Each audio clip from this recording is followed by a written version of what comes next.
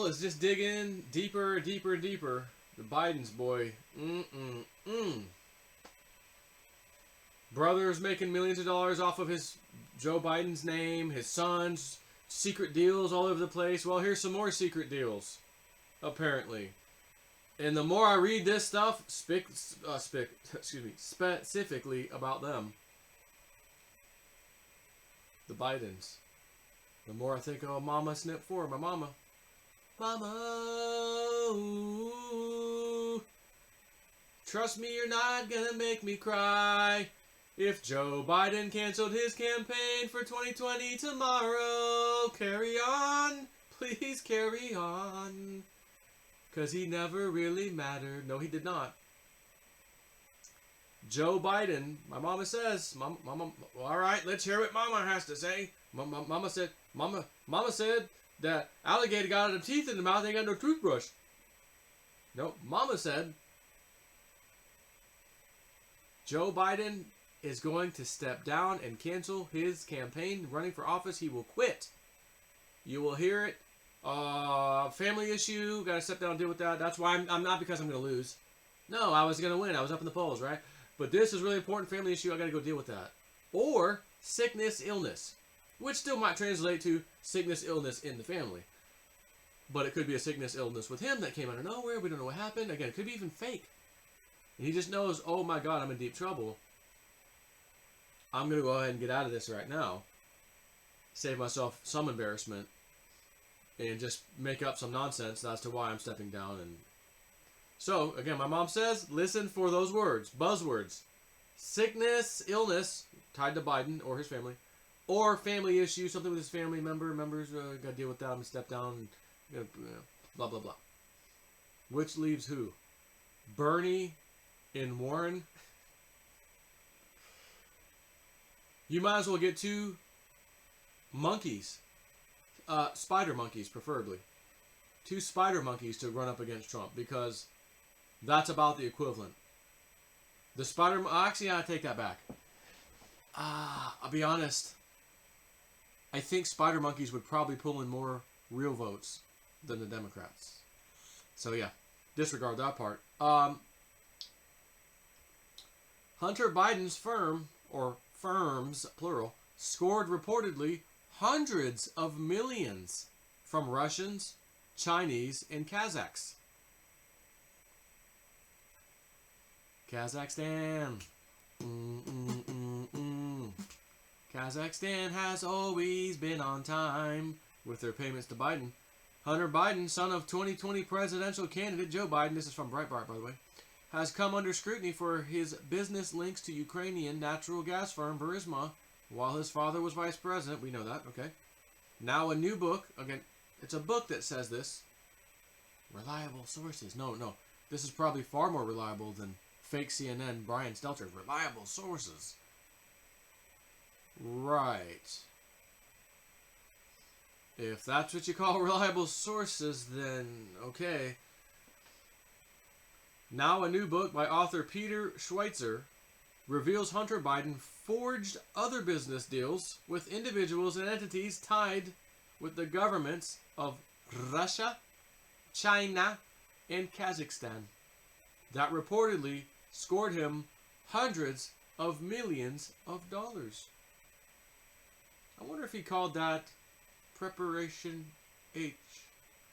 The book, titled Profits in Corruption, Abuse of Power by America's Progressive Elite, lays out how Hunter Biden and his business partners, in addition to his numerous Rosemont-branded entities and ventures, was deeply involved with an entity called the Burnham Financial Group.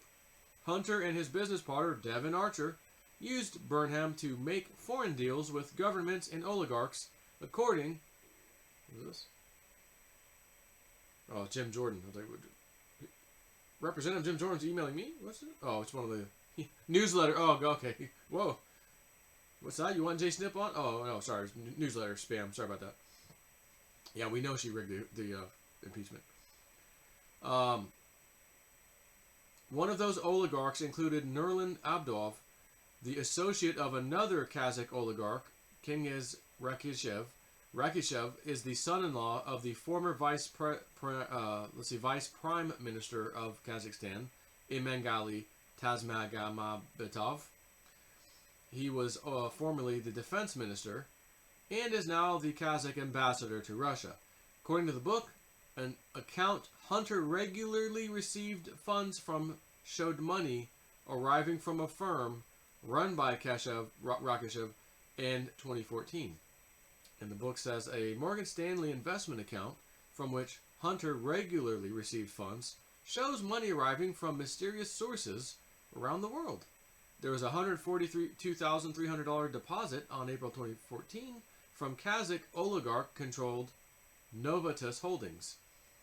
King is Rakishev. Is that like Shaka Khan? Shaka Khan, Rakishev, whose father-in-law is the former vice prime minister of Kazakhstan and a close ally of Kazakh dictator Nursultan Nazarbayev, runs the offshore firm. While Burnham received funds from Kazakh oligarchs, Archer acted as a back channel between Kazakhstan to then Secretary of State John Kerry. Oh, we've heard that before. According to the book, Kerry's stepson, Chris Heinz, was a business partner with Biden and Archer in some of their ventures. Little note there for you. In July 11, 2013, email, Kerry's chief of staff, David Wade, wrote to Archer, Devin, understand you spoke... I don't know if this is... maybe this is... let's see. Yes, okay. Devin, understand you spoke to the secretary regarding having him call Kazakh Foreign Minister Idrisov today. Can you let me know topics Idrisov wants to talk about or any requests he'll have of the boss so we can get paper prepared for the call? Hopefully the situation on the home front will leave him time to do it. Burnham also had business deals with two mysterious Chinese companies, Kirin Global Enterprises Limited and Harvest Global Investors, according to the book. Can I just say, as I read that last one, Harvest Global Investors, I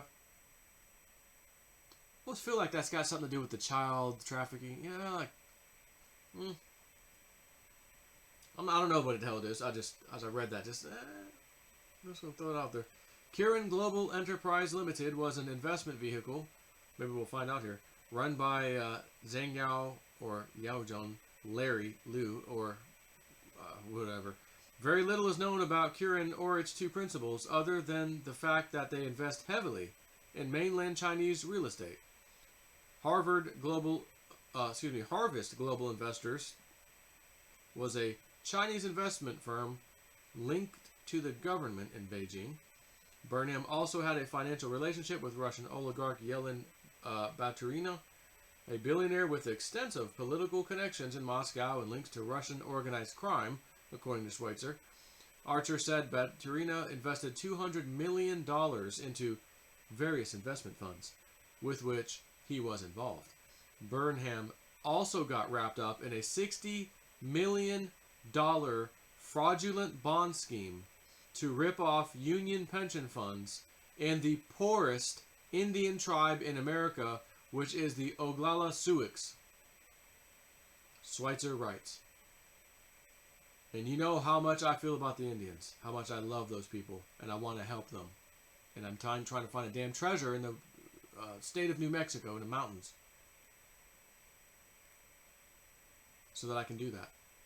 And here's Biden and their criminal friends ripping off everybody, backroom deals, government-funded taxpayer bailout funds, loans to his companies. Oh, and we're going to pillage off the freaking Sioux tribe. One of the poorest, it says not one of the poorest. In May 2016, Archer was arrested in New York and charged with orchestrating a scheme to defraud investors and a Native American tribal entity of tens of millions of dollars. Some of the targeted were government employees or labor union organizations that had supported Joe Biden in the past. Biden has long described himself as a union man. I guess so.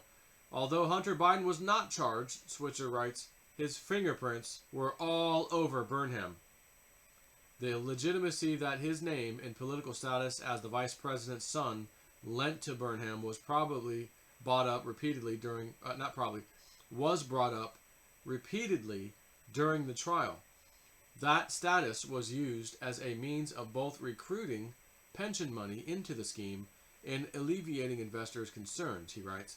In an August 2014 email, Jason Galanis, who was convicted in the bond scheme, agreed that Burnham had value beyond capital because of their political connections.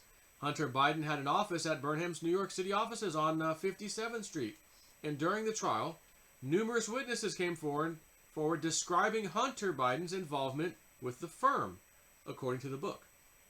Schweitzer writes, these deals have been a pattern with the Biden family to include Hunter Biden. And he ends it with this little excerpt from the book, I guess. With the election of his father as vice president, Hunter Biden launched businesses fused to his father's power that led him to lucrative deals with a rogues gallery of governments and oligarchs around the world. Sometimes he would hitch a prominent ride with his father aboard Air Force Two to visit a country where he was courting business. Other times, the deals would be done more discreetly. Always, they involved foreign entities that appeared to be seeking something from his father. Often, the countries in question, including Ukraine, Russia, and Kazakhstan, had highly corrupt political cultures. In short, Hunter Biden was not cutting business deals in Japan or Great Britain, where disclosure rules and corporate governance might require greater scrutiny. These were the deals in the truly dark corners of the world that he was doing. Quick look surprise. Again, Mama and Snip 4, Joe Biden will cancel his campaign. It's going to happen. Take care.